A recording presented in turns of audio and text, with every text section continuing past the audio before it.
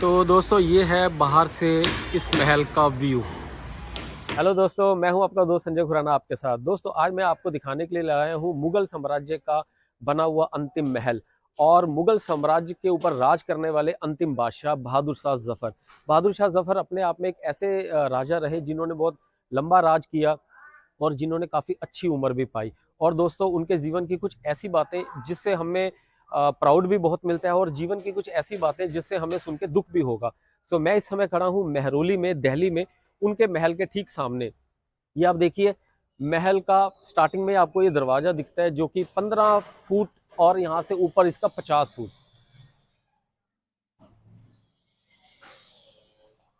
तो गाइज आप बने रहो, मैं ये व्लॉग शुरू करता हूँ और आपको अंदर महल भी दिखाऊंगा और उनके जीवन से जुड़ी हुई कुछ ऐसी बातें भी बताऊंगा जो आपको बहुत इंटरेस्ट आने वाला है। सो गाइज लेट्स स्टार्ट, शुरू करते हैं, आइए। तो दोस्तों यही रास्ता है, इतना रास्ता ओपन किया हुआ जाने के लिए। तो यहाँ से शुरू होता है महल। तो एंटर करते ही गाइज ये देखिए इस तरीके का स्ट्रक्चर बना हुआ है। अब एक रास्ता उधर से जा रहा है, एक इधर से रास्ता जा रहा है और ये गाइस सीढ़ियाँ जा रही हैं जो महल के ऊपर लेके चलेंगी। अभी मैं आपको पहले नीचे का दिखाता हूँ और उसके बाद आपको ऊपर का दिखाऊंगा और साथ में आपको दिखाऊंगा कि बहादुर शाह जफर जो थे क्यों वो बहुत बदनसीब राजा रहे। ये देखिए, ये उनके महल के अंदर का ढांचा, अंदर का बस एक खंडर। ये जो पूरा का पूरा प्रोटेक्शन है वो एएसआई के अंडर आती है। बट जिस तरीके के दूसरे मोनूमेंट या दूसरे महल काफ़ी अच्छे से रखे हुए हैं, सो मुझे एक लुक से इसका कोई बहुत ज़्यादा रख रखाव दिखा नहीं। तो एक सीढ़ियाँ यहाँ से भी जा रही हैं, एक सीढ़ियाँ यहाँ से भी जा रही हैं। तो भी यहाँ से मैं आपको अंदर लेके चलता हूँ। तो गाइस आप ये पूरे महल का एक व्यू लीजिए। देखिए जब ये बना होगा अपने आप में कितना सुंदर महल होगा। जो बहादुर शाह जफर थे उनका बर्थ जो है वो 1775 में हुआ था और उनके जो फादर थे वो अकबर द्वितीय थे। और दोस्तों 1837 में उनको दिल्ली की सल्तनत में बिठाया गया। जिस समय उनको दिल्ली की सल्तनत में बिठाया तो उस समय दिल्ली बहुत कमज़ोर हो चुकी थी क्योंकि वो मुगलों का एक लास्ट दौर चल रहा था जब ये राजा बने।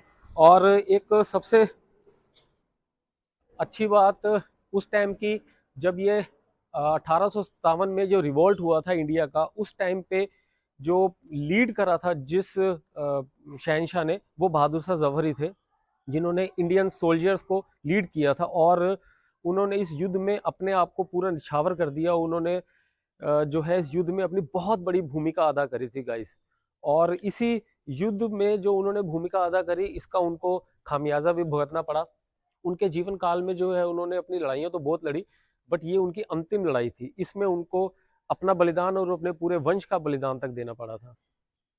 देखिए, तो गाइज यहाँ से ऊपर चलते हैं। ये एक रास्ता है ऊपर जाने के लिए।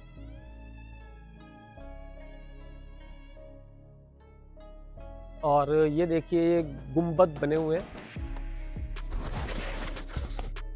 इसका कोई डिस्क्रिप्शन नहीं दिया, बट ये जो है काफ़ी अच्छा एक आर्किटेक्ट लग रहा है। उसके बाद यहाँ से भी एक सीढ़ियाँ जाती हैं छोटी सी। आइए, ये बहुत ज़्यादा छोटी सीढ़ियाँ हैं जो हमें ऊपर की तरफ लेके जाती हैं। तो ये सारे महल के अवशेष। और दोस्तों ये कुछ ऐसा ढांचा सा बना हुआ है जहाँ पे बहादुर शाह जफर, ये पूरा अंदर एक रूम सा बना हुआ है। जब बहुत ज़्यादा गर्मियाँ होती थी तो यहाँ पे वो अपने परिवार सहित अंदर आ जाया करते थे और यहाँ पे उनको थोड़ा काफ़ी कूल फील होता था। सो ये एक एरिया उन्होंने ऐसा बनाया हुआ था। सो गाइस अब यहाँ से ये ऊपर का रास्ता है। और गाइस ये वो मस्जिद जहाँ पे बहादुर शाह जफर इबादत किया करते थे और उनके पूरे परिवार वाले। ये बहुत छोटी सी एक उन्होंने अपने इबादत करने के लिए ये जो बनाई हुई थी। तो आज इस ढांचे को देख के ये लगता है कि कितनी सुंदर और बेहतरीन रही होगी। उन्होंने अपनी लाइफ में दोस्तों बहुत ही ज़्यादा कठिन लास्ट के समय जो उनका रहा, और उनके जीवन की एक जो सबसे बड़ी इच्छा थी कि उनके मरने के बाद जो है उनको इस महल में दफनाया जाए। अभी गाइस मैं आपको वो जगह दिखाऊंगा जहाँ पे उन्होंने इच्छा जाहिर की थी कि मुझे यहाँ दफनाया जाए, और उनकी बदकिस्मती ये थी कि उनको यहाँ पे जगह नहीं दी गई और उनको फिर रंगून ले जाकर दफनाया गया। मैं आपको आगे चल के वो जगह भी दिखाता हूँ और ये भी बताऊंगा कि ऐसा क्या उनके साथ हुआ कि उनकी अंतिम इच्छा पूरी नहीं हुई। आप एक बार इसका ओवरलुक लीजिए।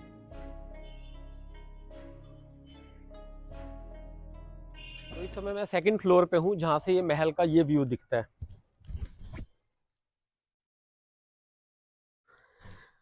दोस्तों उन्होंने अपने स्वतंत्रता संग्राम में जो है भारी कीमत अब चुकानी पड़ी थी। उनके पुत्र जो थे और पौत्र थे, ब्रिटिश अधिकारियों ने उनको सरेआम गोली मार दी थी। यही नहीं, फिर उनके बाद उनको बंदी बना के जो है रंगून ले गए थे और वहीं पर ये 1862 में उन्होंने दम तोड़ा। और तो ये बहादुर शाह जफर की जो उनका लास्ट के दिन ये रहे, तो उनका वो देश प्रेम दिखाता है कि उनका देश के प्रति कितना समर्पण था। और जब अंग्रेज़ों ने उनको ये बोला कि आप जो है संधि कर लो और अपनी विरासत को हमारे अकॉर्डिंग चलाओ, तो उन्होंने उस समय मना कर दिया, क्योंकि उस टाइम पे बहुत से राजा महाराजा ऐसे थे जिन्होंने अंग्रेज़ों की बात मान ली और उनका वंश आज भी चल रहा है। बट वो बहादुर शाह जफर ऐसे थे कि उन्होंने बिल्कुल मना कर दिया, जिसके कारण अपने उनको पुत्र पोत्रों की भी बलिदान देना पड़ा। और गाइस एक उनकी एक और दुख वाली जो उनको फेस करना पड़ा, वो मैं अभी बताता हूँ आपको। अब मैं एक बार आपको पूरा अंदर से ये वाला पोर्शन दिखाता हूँ जहाँ पे उनको दफनाने की इच्छा रही, और वो आज भी जगह कैसी है देखिए। सो ये गाइस वो सीढ़ियाँ हैं जो देखिए बिल्कुल पूरी तरह डैमेज हो चुकी हैं, और ये कहाँ नीचे लेके जा रही हैं इसका कुछ अभी अता पता नहीं है, क्योंकि मैं यहाँ से आपको नीचे जाके दिखा भी नहीं सकता। एनीवे मैं आपको इस समय बाहर का व्यू दिखा रहा हूँ। ये सामने एक मस्जिद भी बनी हुई है, ये बिल्कुल इसके कंपाउंड के साथ है। और ये पूरे महल के आप देखिए, जो एक टाइम पे राजा यहाँ राज करते थे और कितना आलीशान हुआ करता था। सो आज इस महल का ये हाल है, बट इसके लिए उन्होंने अपने जीवन की कुर्बानी भी दी। अदरवाइज ये महल जो है आज और थोड़ा बेटर पोजीशन में होता अगर वो संधि कर लेते। एनीवे मैं अभी आपको वो जगह दिखाता हूँ जहाँ पे उनकी इच्छा थी कि मुझे दफनाया जाए। आज भी वो जगह देखिए कैसी है। तो फाइनली मैं उस जगह पे आ गया हूँ जहाँ पे उनको दफन होने की इच्छा थी, और ये इच्छा उनकी कभी भी पूरी नहीं हो पाई। ये देखिए, ये कुछ कब्रें बनी हुई हैं। और गाइस अंग्रेजों का जुल्म उन पर इतना रहा कि एक जब उनको बंदी बना के रखा हुआ था बंदी गृह में, तो उनको भूख लगी, जब काफी दिन तक भूखा भी रखते थे, टॉर्चर करते थे, भूख लगी तो उन्होंने अंग्रेजों ने क्या किया, दो बड़े बड़े थाल लेकर आए और उनके सामने रख दिए।